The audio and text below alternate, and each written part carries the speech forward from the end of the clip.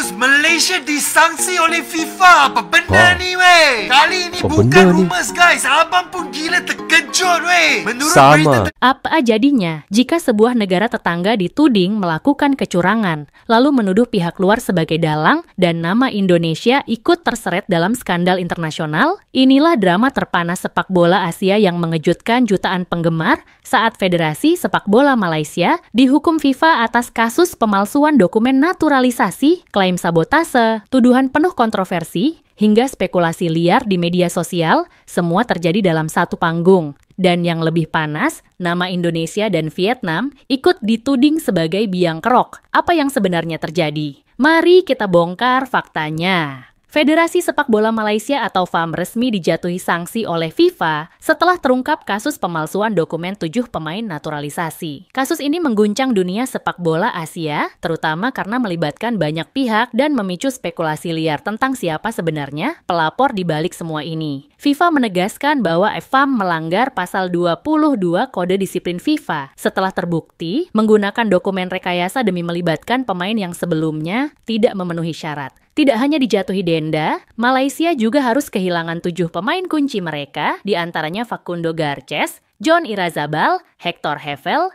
Joao Figueiredo, Imanol Machuca, Rodrigo Holgado, dan Gabriel Palmero. Padahal ketujuhnya sudah pernah turun saat Malaysia mengalahkan Vietnam di kualifikasi Piala Asia 2027, namun keputusan FIFA berubah setelah mendapat laporan resmi. Disinilah drama dimulai. Sejumlah pihak Malaysia tidak menerima keputusan FIFA dan melontarkan klaim adanya sabotase. Tunku Ismail Sultan Ibrahim, mantan Presiden FAM yang juga putra mahkota Johor, menyatakan ada keanehan dalam keputusan ini. Melalui cuitan di media sosial, ia menuduh ada entitas luar yang mempengaruhi FIFA dan secara tersirat menyebut Indonesia sebagai pihak yang bermain di balik layar. Tunku Ismail bertanya, mengapa FIFA yang sebelumnya sudah menyetujui proses naturalisasi para pemain, tiba-tiba berubah sikap? Mengapa pengumuman disebarkan ke publik sebelum proses banding belum selesai? Pertanyaan-pertanyaan itu lalu memicu gelombang spekulasi. Sejumlah jurnalis olahraga Malaysia turut membesarkan narasi sabotase.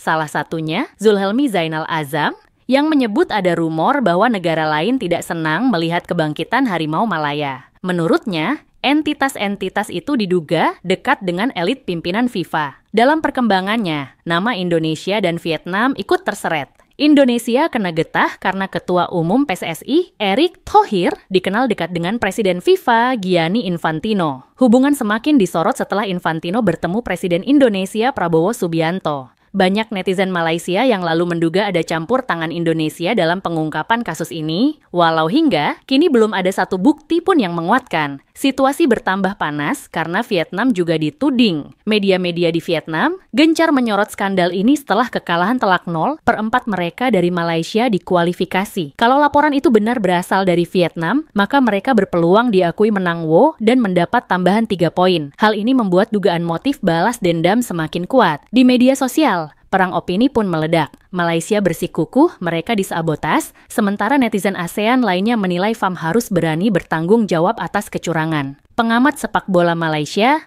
Keesyaanan Sundaresan, mengingatkan bahwa narasi sabotase hanya akan menyesatkan. Menurutnya, fakta hukum sudah jelas. FAM telah membuat kesalahan besar dan ini harus jadi pelajaran. Tetapi, di era media sosial, narasi kontroversial jauh lebih mudah menyala dan menyebar ketimbang bukti yang sungguhan. Kini publik ASEAN dan dunia bertanya-tanya, siapa sebenarnya pelapor yang membuat Malaysia terjatuh? Benarkah Vietnam yang ingin membalas kekalahan memalukan? Atau Indonesia yang hanya jadi korban opini liar? Atau mungkin ada pihak lain yang bermain senyap di balik bayangan, memanfaatkan kekacauan untuk kepentingan tersendiri? Inilah momen di mana sepak bola tak lagi sekadar olahraga. Ini adalah arena politik, kekuasaan, dan kepentingan. Malaysia sekarang bukan hanya berjuang di lapangan hijau, namun juga di ruang sidang dan opini publik internasional. Dan jika mereka gagal membuktikan diri tak bersalah, maka drama ini akan tercatat sebagai titik hitam yang menenggelamkan harapan kebangkitan Harimau Malaya. Pertanyaannya sekarang, sampai kapan publik Malaysia akan terus mengumandangkan narasi sabotase? Dan sampai kapan ASEAN harus bermain dalam bayang-bayang konspirasi? Apakah ini benar-benar drama politik sepak bola, atau hanya kelalaian yang disulap menjadi isu besar? Dan disinilah gelombang pertanyaan itu bergema lebih keras daripada sorakan di stadion.